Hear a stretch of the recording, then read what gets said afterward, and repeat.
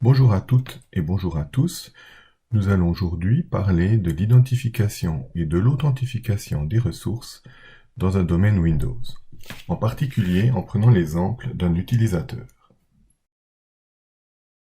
Dans notre exemple, nous allons voir comment un utilisateur peut accéder à une ressource, un serveur par exemple, un site web ou autre, de manière sécurisée.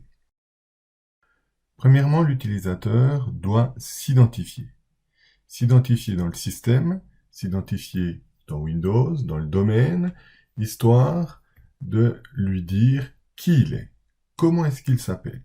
Par exemple, je m'appelle Bernard Feun, j'introduis mon login, c'est mon identification. Deuxièmement, l'utilisateur doit s'authentifier, c'est-à-dire qu'il doit prouver qui il est. Il a dit « je m'appelle Bernard Feun », mais il doit amener une preuve. Par exemple, le plus simple, un mot de passe.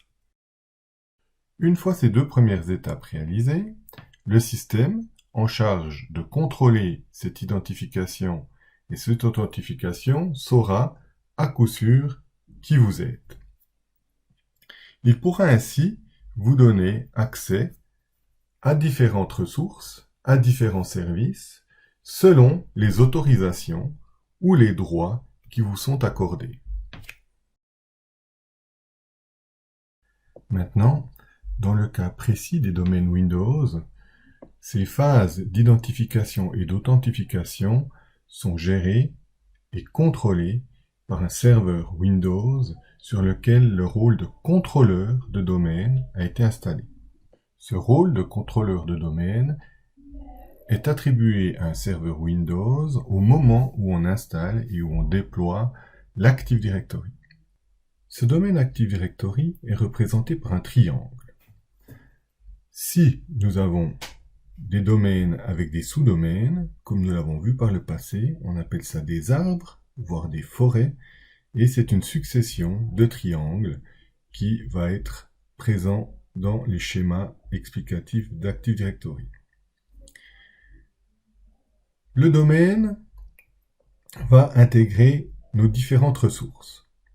Ressources qui peuvent être des utilisateurs que l'on va créer dans l'Active Directory et qui seront accessibles par tous les ordinateurs du domaine. Nous pouvons avoir bien sûr les ordinateurs, les clients du domaine qui seront joints dans le domaine, c'est-à-dire qu'on va les intégrer, les référencer dans le domaine. Et puis nous avons aussi d'autres ressources parallèles, par exemple des imprimantes qui peuvent être identifiées et répertoriées au sein de l'Active Directory afin de les partager avec les utilisateurs, les ressources, de leur attribuer des droits, des autorisations, et que tout cela soit géré de manière centralisée par l'Active Directory et le domaine. Voilà pour cette petite partie, quelques notions théoriques. J'espère que ce petit tuto vous a été utile pour comprendre ces différents éléments. Si vous avez besoin de précisions, de questions ou de problèmes de compréhension, n'hésitez pas à me contacter pour la suite.